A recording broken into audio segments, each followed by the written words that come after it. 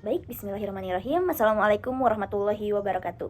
Perkenalkan, saya Raden Fietra Universalia Adikusuma, mahasiswa program studi Perbankan Syariah, Fakultas Syariah Universitas Islam Bandung. Pada kesempatan kali ini, saya akan mempresentasikan hasil laporan KKL saya yang berjudul Strategi Penyelesaian Pembiayaan Bermasalah Syariah di PT Bank Syariah Indonesia Area Retail Collection and Recovery Bandung Kota. Pertama, latar belakang. Perbankan syariah di Indonesia berkembang pesat dengan terbentuknya PT BSI pada tahun 2021 melalui merger 3 bank syariah besar, yaitu BRI Syariah, BNI Syariah, dan Mandiri Syariah. Sebagai bank syariah terbesar, BSI menghadapi tantangan utama berupa pembiayaan bermasalah yang harus diselesaikan sesuai dengan prinsip syariah. Faktor penyebabnya ada dari dua hal, yaitu eksternal dan internal. Yang pertama adanya dari internal, yaitu analisis kelayakan, SDM, ataupun pemantauan nasabah. Dan yang kedua adanya eksternal seperti ekonomi, pandemi, ataupun karakter nasabah. Untuk mengatasinya, BSI Area Retail Collection and Recovery Bandung Kota menerapkan strategi penagihan, restrukturisasi, lelang, penebusan agunan, hingga collection by lawyer dengan menyesuaikan kategori nasabah. Strategi ini bertujuan menjaga kualitas aset, menekan rasio NPF, serta mengedepankan prinsip keadilan, transparansi, dan syariah. Yang kedua, identitas institusi. Saya magang di PT BSI Area Bandung Kota yang beralamat di Jalan Sunia Raja nomor 82. Saya ditempatkan di Departemen Area Retail Collection and Recovery Bandung Kota. Adapun tujuan dan manfaat untuk kegiatan KKL ini, tujuannya yaitu untuk memenuhi mata kuliah wajib semester 7. Yang kedua, memahami praktik penyelesaian masalah pembiayaan yang ada di PT BSI Area Collection and Retail Recovery Bandung Kota, baik dari aspek teknis maupun kesesuaian dengan prinsip-prinsip syariah. Yang ketiga, menganalisis penyelesaian masalah pembiayaan yang mencakup penagihan, restrukturisasi, lelang aset, dan collection by lawyer. Yang keempat, membandingkan antara teori dan praktik di lapangan dalam strategi penyelesaian pembiayaan bermasalah. Lalu yang kelima, membangun kerjasama antara akademik dan praktisi. Selanjutnya, adapun manfaat. Manfaat bagi mahasiswa yaitu mendapatkan pengalaman langsung, mengasah analisis dan komunikasi, menerapkan teori ke praktik, serta memperluas pengetahuan dan jaringan dengan praktisi. Lalu yang kedua, bagi fakultas, implementasi kurikulum yang relevan, evaluasi pengembangan kurikulum, memperkuat koneksi dengan industri, serta berkontribusi pada pengembangan keuangan syariah. Yang ketiga, bagi PT BSI, yaitu mendapatkan kontribusi tenaga mahasiswa, masukan dari akademis, peningkatan citra sebagai bank syariah terbesar, dan kerjasama dalam mencetak SDM yang berkualitas.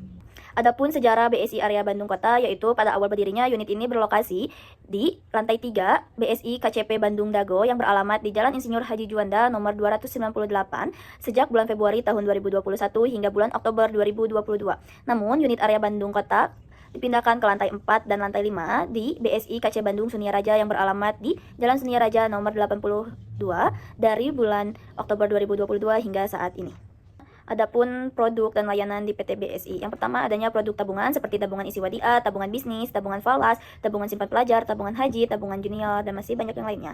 Lalu adanya produk pembiayaan seperti gadai emas, mitra guna, Gria, Oto, kur super mikro, kur mikro, dan lain-lain. Lalu selanjutnya adapun produk investasi syariah seperti BSI Deposito Wakaf, reksadana syariah, dan cicil emas.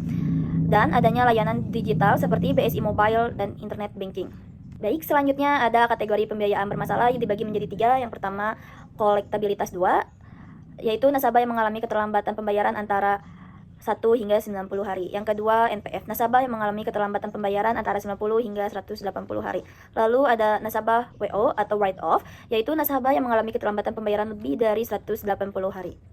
Kolektabilitas 2, pendekatan penyelesaian nasabah kedua dilakukan secara pencegahan dan persuasif melalui komunikasi intensif seperti telepon, WhatsApp, dan kunjungan langsung, serta pemantauan kondisi keuangan dengan evaluasi penghasilan serta kemampuan bayar. Jika keterlambatan berulang, pengawasan ditingkatkan, sementara edukasi finansial dan pendampingan sederhana diberikan agar nasabah dapat mengelola keuangan lebih baik dan terhindar dari resiko meningkat ke status NPF.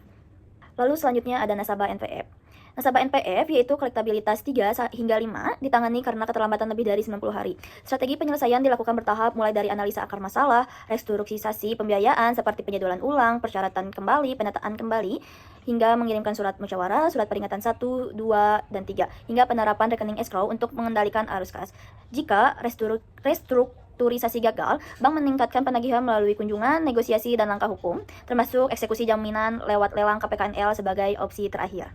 Adapun nasabah WO. Nasabah WO adalah pembiayaan macet tanpa niat baik atau usaha sudah tidak layak. WO bersifat akuntansi, yaitu memindahkan piutang ke aset tidak produktif, namun bank tetap berhak menagih. Strategi penyelesaian meliputi penagihan pasca write-off, seperti surat, telepon, kunjungan yang rutin, terus adanya restrukturisasi terbatas bagi nasabah yang mampu bayar dengan adanya diskon margin ataupun skema pembayaran sebagian. Eksekusi agunan melalui lelang KPKNL juga, subrogasi lewat lembaga penjamin seperti Askrindo ataupun Jamkrindo, dan pencatatan, pengawasan, serta pengendalian risiko secara berkelanjutan. Fokus utamanya adalah pemulihan sebagian dana, menjaga kesehatan keuangan bank, dan mengurangi risiko kerugian yang lebih besar.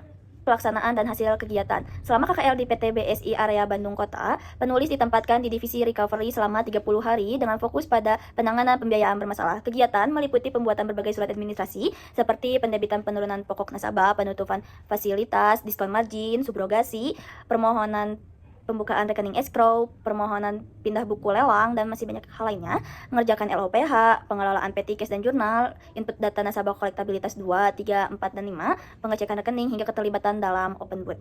Penulis juga berinteraksi dengan unit internal seperti unit recovery WO, unit on balance, unit lelang, dan administrasi, serta pihak eksternal seperti divisi resiko dan KC BSI Sunia Raja.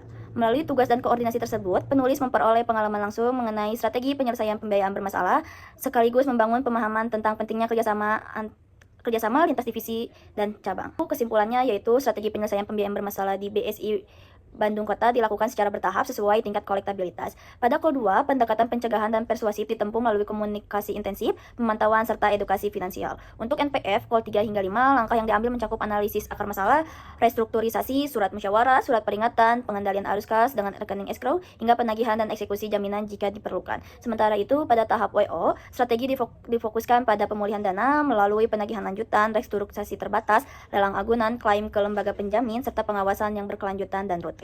Pendekatan ini menekankan upaya pencegahan, pemulihan, dan pengendalian risiko guna menjaga kualitas aset dan stabilitas keuangan bank sesuai dengan prinsip syariah. Sekian pemaparan laporan KKL saya selama di PT BSI area Bandung Kota. Mohon maaf apabila ada kesalahan kata. Wabillahi taufiq wal hidayah. Wassalamualaikum warahmatullahi wabarakatuh.